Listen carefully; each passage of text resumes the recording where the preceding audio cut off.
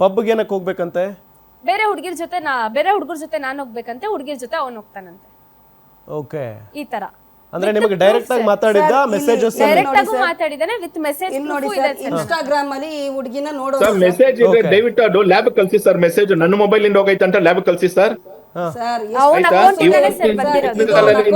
ಇವರು ಎಂತ ಮೈಸೂರಲ್ಲಿ ಸರ್ ಈ ಹುಡುಗಿನ ನೋಡೋದು, ಈ ಹುಡುಗಿನ ನೀನು ನಿನ್ ಫ್ರೆಂಡ್ ಮಾಡ್ಕೋಬೇಕು. ನೀನು ಫ್ರೆಂಡ್ ಮಾಡ್ಕೊಂಡು ನನಗೆ ಪರಿಚಯ ಮಾಡ್ಕೊಡು, ನಾನು ಅವ್ರ ಜೊತೆ ಸಂಬಂಧ ಬೆಳೆಸ್ಕೊಳ್ತೀನಿ. ನೋಡಿ ಸರ್, ನೀವೇ ನೋಡಿ, ಇಲ್ಲಿ ನೋಡಿ ಸರ್, ಅವ್ರ ಜೊತೆ 2 ದಿನ ಟ್ರಿಪ್ ಹೋಗ್ತೀನಿ. ಇನ್ನು ಸರ್ ಹಲವಾರು ಮನೆಯಲ್ಲೂ ಕೂಡ ಇದೆ. ನಾನು ಇನ್ನೂ ಕೂಡ ಕೊಡ್ತೀನಿ. ಇವನು ಹೇಳ್ತಾ ಇರೋದೆಲ್ಲ ಪ್ರತಿ ಒಂದನು ಸುಳ್ಳೆ. ನನ್ನ ಮಗಳನ್ನ ನಿನ್ ಗಂಡಸಾಗಿದ್ರೆ ನನ್ನ ಮಗಳನ್ನ ಸಾಕ್ತಿದ್ದೆ. ನನ್ನ ಮಗಳನ್ನ ಮುಂದೆ ಬಿಟ್ಟು ಹಿಂದೆ ಒಂದು ದಾಂಡು ತರ ಇರೋದಲ್ಲ. ಇನ್ನೂ ಒಂದ್ ವಿಚಾರ, ಇವ್ನು ಯಾರ್ಯಾರಿಗೆ ಮೋಸ ಮಾಡಿದಾನೆ ಇವಾಗ್ಲೇ ಕಾಲ್ ಮಾಡಿ, ಈಗ್ಲೇ ಕಾಲ್ ಮಾಡಿ. ಬಂಡವಾಳ ಇಲ್ಲೇ ಲೈವ್ ಅಲ್ಲಿ ಜನಕ್ಕೆ ನಂಬರ್ ಕೊಡ್ತೀನಿ, ಇವಾಗ್ಲೇ ಕೊಡ್ತೀನಿ, ನೀವೇ ಕಾಲ್ ಮಾಡಿ ಸರ್. ದುಡ್ಡು ಹೊಡಿಯೋದು, ಮೋಸ ಮಾಡೋದು, ಚೆಕ್ ಬೌನ್ಸ್ ಕೇಸ್ ಮಾಡ್ಕೊಳ್ಳೋದು, ಕೇಸ್ ಇಲ್ಲ ಅಂದ್ರೆ ನಂಗೆ ನಿದ್ದೆನೆ ಬರಲ್ಲ ಅನ್ನೋದು, ಈ ತರ ವ್ಯಕ್ತಿ.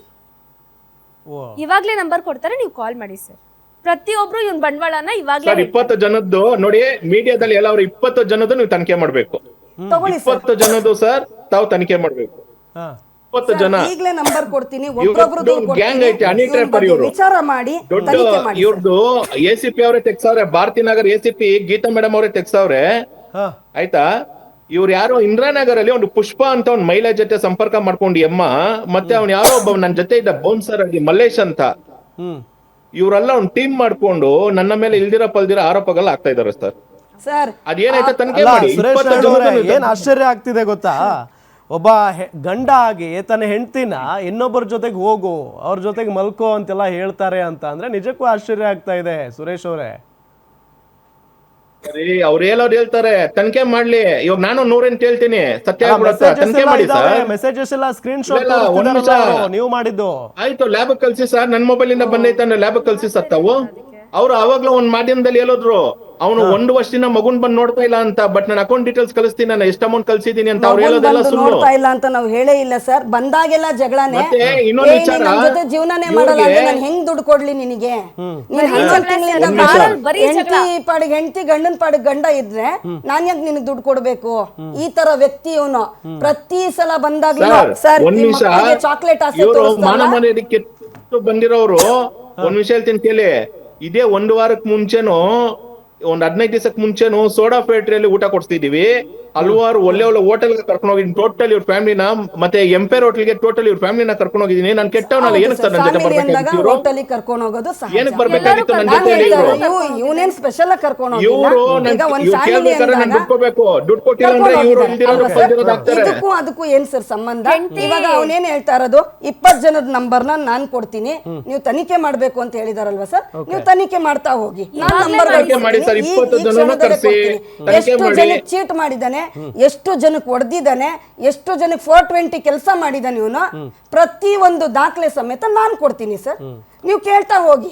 ಎಲ್ಲರೂ ನಮ್ಮನೆಯವರು ಸರ್, ಇವನ್ಗೆ ಹೊಸಕೋಟೆ ಕೊಪ್ಪಳದಲ್ಲಿ ಒಂದು ಚೆಕ್ ಬೌನ್ಸ್ ಕೇಸ್ ಆಗಿದೆ.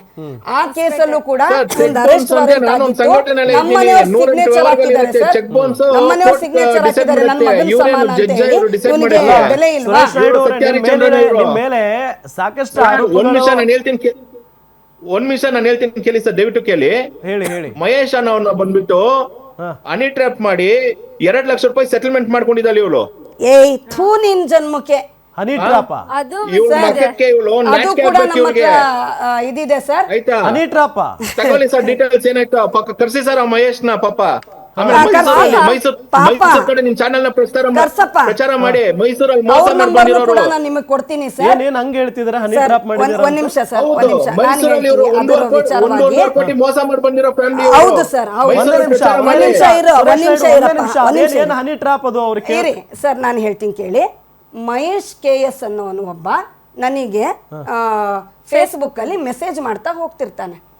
ಯಾವಾಗ 1 ವರ್ಷದಿಂದ ನಾನು ಅವಾಗ ಇವನ ಸಂಘಟನೆನಲ್ಲೇ ರಾಜ್ಯಾಧ್ಯಕ್ಷೆ ಆಗಿದ್ದೆ. ನನ್ಗೆ ಅವಾಗ ಇವನ್ ಬಗ್ಗೆ ಏನು ಅಷ್ಟು ಇದು ಗೊತ್ತಿಲ್ಲ. ಅದು ಅಷ್ಟೇ ಅಲ್ಲ, ಇವನ್ ಐಡಿ ಮಾಡಿಸ್ಕೊಟ್ಟಿದ್ದಾನೆ. ಇವನು ಇಲ್ದೇ ಇರೋದೆಲ್ಲ ಹೇಳಿದ್ರೆ ನಾನು ಎಲ್ಲಾ ದಾಖಲೆ ನನ್ನ ಹತ್ರ ಇದೆ.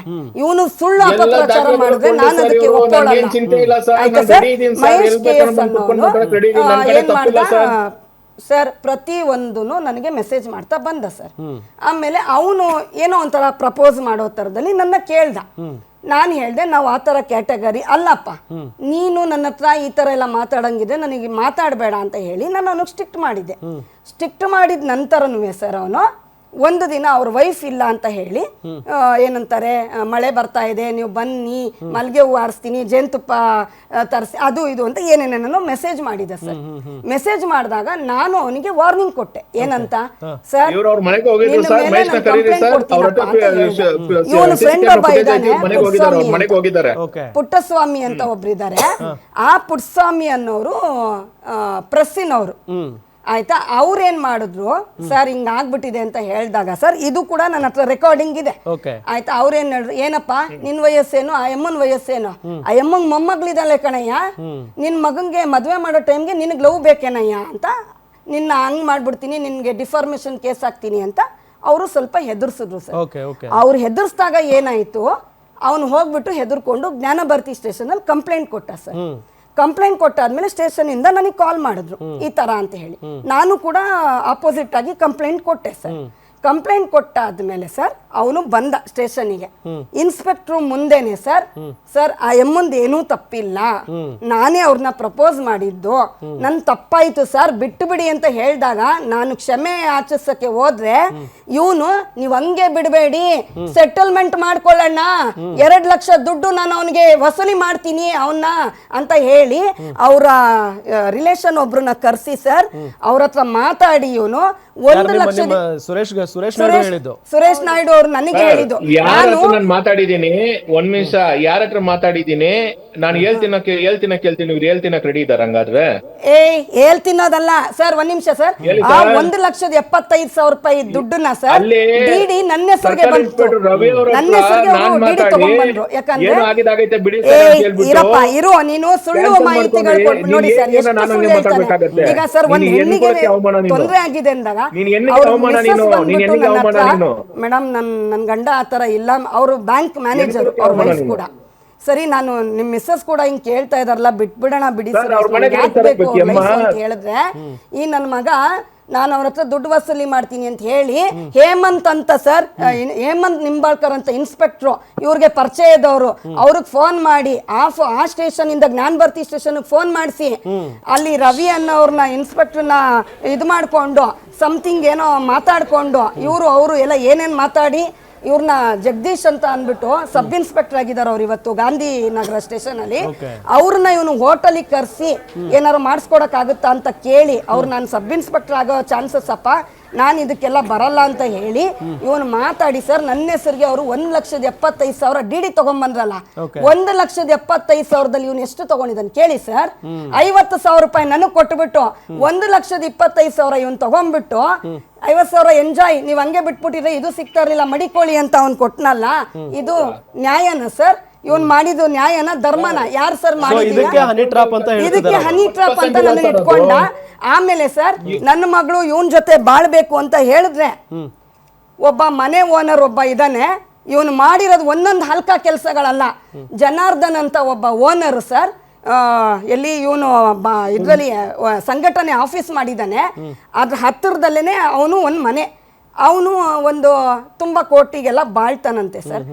ಅವನ್ಗೂ ಇವನ್ಗೂ ಏನೋ ಸ್ವಲ್ಪ ಮನೆ ವಿಚಾರದಲ್ಲಿ ಮಾತುಕತೆನೋ ಇವ್ರದ್ದು ಫ್ರಸ್ಟ್ರೇಷನೋ ಏನಾಗಿದೆಯೋ ನಮಗ್ ಗೊತ್ತಿಲ್ಲ ಸರ್.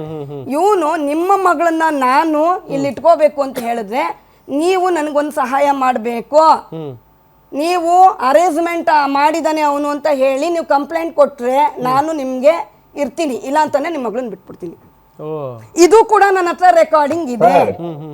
ಇವನು ತಪ್ಪನ್ನ ಸರ್ ಒಂದು ತಾಯಿನ ಕರ್ಕೊಂಡೋಗಿ ಈ ತರ ಕೆಲಸ ಮಾಡ್ಸಿರೋ ಫೇಕ್ ನನ್ನ ಮಗ ಇವನು. ಅದು ಕೂಡ ನನ್ನ ಹತ್ರ ರೆಕಾರ್ಡಿಂಗ್ ಇದೆ. ಏನ್ ಆಡಿಯೋ ರೆಕಾರ್ಡಿಂಗ್ ಆಯ್ತು ನೀವು ಕೇಳ್ಕೊಳ್ಳಿ. ಅಪಾಯಿಂಟ್ ಮಾಡ್ಕೊಂಡ. ಓಕೆ ಅಪಾಯಿಂಟ್ ಮಾಡಿದ್ಮೇಲೆ ಆ ಹುಡ್ಗಿ ಬಂದಾಗೆಲ್ಲ ಸಿಸಿಟಿವಿ ಆಫ್, ಆ ಹುಡ್ಗಿ ಹೋಗೋ ಟೈಮ್ ಸಿಸಿಟಿವಿ ಆಫ್. ಮುಖಕ್ಕೆ 5-6 ಜನ ಫೀಮೇಲ್ ಕೆಲ್ಸಕ್ಕೆ ಬೇಕಂತೆ. ಇವನ್ಗೆ ಏನ್ ಸಂಪಾದನೆ ಇದೆ, ಏನ್ ವರಮಾನ ಇದೆ, ಸಂಘಟನೆ ಆಫೀಸ್ ಮಾಡಿದೀನಿ ಅಂತ ಹೇಳ್ತಾನೆ. ಆಮೇಲೆ ನಂದು ಎಂತದದು ಇಂಟೀರಿಯರ್ ವರ್ಕ್ ಅಂತ ಹೇಳ್ತಾನೆ. ಎಲ್ಲ ಏನಂತಾರೆ ಅದೇ ಇಂಟೀರಿಯರ್ ವರ್ಕ್ದು, SN ಯೂಸ್ ಕಾರ್ಸ್ದು ಎಲ್ಲ ಲೈಸೆನ್ಸ್ ತಗೊಂಡ್ಬಿಡೋದು. ನಾನು ಇದು ಮಾಡ್ತಾ ಇದೀನಿ, ಅದು ಮಾಡ್ತಾ ಇದು ಒಂದ್ ಕೆಲ್ಸಕ್ಕೂ ಅವ್ನು ಹೋಗಿದ್ ಮಾಡಿಲ್ಲ ಸರ್. ಎಲ್ಲ ಫೇಕ್ ಸೆಟಲ್ಮೆಂಟ್, ಎಲ್ಲ ಸೆಟಲ್ಮೆಂಟ್ ಮತ್ತೆ ರೌಡಿಸಮ್ ಇದ್ರಲ್ಲಿ ನಮ್ಮನ್ನ ನಿನ್ನ ಅಕ್ಕನ್ ಇದೇ ತರ ಕೆಟ್ಟದಾಗೆಲ್ಲ ಮಾತಾಡೋದು ಇವನ್ನ ಆಫೀಸರ್. ಈಗ ಮೋಸ ಹೋಗಿರೋರ್ ಜೊತೆ ನೀವು ಮಾತಾಡ್ತಾ ಹೋಗಿ ಡೀಟೇಲ್ ಮಾಹಿತಿಗಳು ಸಿಗುತ್ತೆ. ಸುರೇಶ್ ನಾಯ್ಡು ಅವರೇ ಬರ್ತೀನಿ ನಿಮ್ಮ ಹತ್ರ ಕ್ಲಾರಿಟಿ ತಗೋತೀನಿ.